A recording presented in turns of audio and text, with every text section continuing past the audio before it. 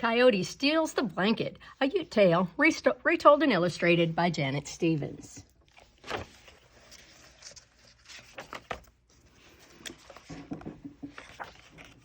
Coyote darted in and out, back and forth among the rocks. I go where I want, I do what I want, and I take what I want, he bragged. I should be crowned king of the desert.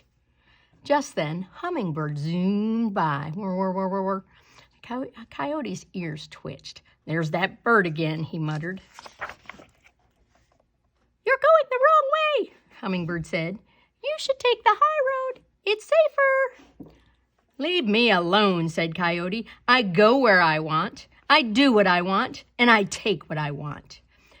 There is danger ahead, said Hummingbird. Danger, warned Coyote. I'm not afraid of anything. You can't tell me what to do. And Coyote turned and ran off. Hummingbird called after him. Up ahead there are some beautiful blankets. Whatever you do, don't touch them. Why not? Cried Coyote. Because they don't belong to you, answered Hummingbird. Hummingbird doesn't know what she's talking about, thought Coyote. How can there be blankets out here in the middle of nowhere? After a while, Coyote squeezed through a narrow gap, and he gasped when he saw what was on the other side. Blankets! That silly old bird was right, he thought. Those blankets are beautiful. But why are they draped over those rocks in the middle of nowhere? Coyote ran over and sniffed one of the blankets. I would look fine dressed up in this. I could wear it as a new coat. Now, what was it Hummingbird said? That I'm not supposed to touch these blankets? What does she know? Coyote put on his fine new coat and dashed away. He felt great as he traveled along. I wish someone were around to see me, he thought. Rumble, rumble, rumble. Oh, maybe that's someone now. The ground started to shake. Rumble, rumble, rumble. Whoever it is sure is big and noisy, said Coyote. Rumble, rumble, rumble. Coyote glanced back. That's not someone. That's a rock. And it's coming after me. Coyote ran faster. Rumble, rumble, rumble. The rock picked up speed. That rock looks like the one that was wearing my blanket, said Coyote. But now the blanket belongs to me. Coyote ran on and on through the canyon, and finally the rock disappeared. No rock in sight, thought Coyote. I can outrun a rock any day. Rumble, rumble, rumble. The rock was back. It was coming around a cliff. Oh no, cried Coyote, and he dashed off. And each time Coyote stopped and glanced back, the rock was getting closer. Coyote tried to run faster. He was getting tired. Finally, exhausted, he collapsed in the middle of the path. Surely I'm safe now, he said. But rumble, rumble, rumble, the rock was still there. Coyote jumped up and ran off. Mule Deer was grazing nearby. Hey, Mule Deer, Coyote called out, can you help me? A killer rock is trying to crush me, and I'm weak from all this running. You're so strong you could stop that rock with your powerful antlers. I am strong, Coyote, Mule Deer agreed, puffing out his mighty chest. I will help you. Rumble, rumble, rumble. Mule Deer lowered his giant antlers just as the rock came crashing toward him. Crack went the antlers, and boom went Mule Deer. Rumble, rumble, rumble went the rock. It headed straight for Coyote. Coyote howled and darted away. Arr! He looked back. The rock was dangerously close. Rumble, rumble, rumble. Coyote's paws ached and his muscles hurt. Who does that rock think he is, he thought. I am Coyote. Go away, he screamed. But the rock rolled closer.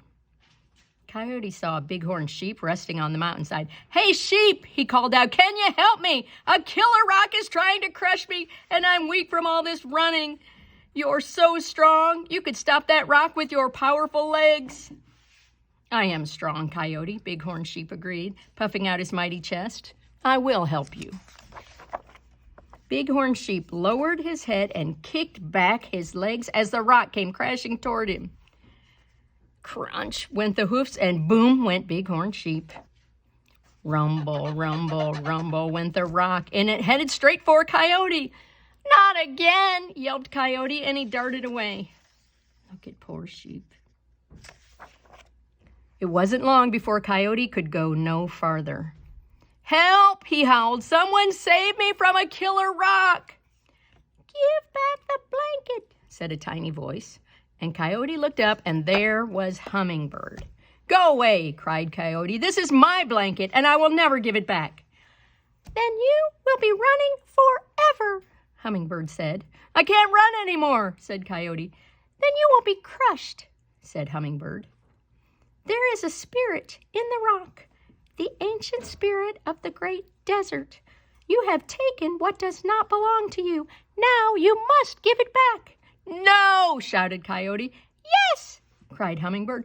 No, yes, no, yes, no, yes. Rumble, rumble, rumble. There was the rock again. Help, shouted Coyote. I should leave you to be crushed, said Hummingbird, but I can't stand to see an animal hurt, even a coyote.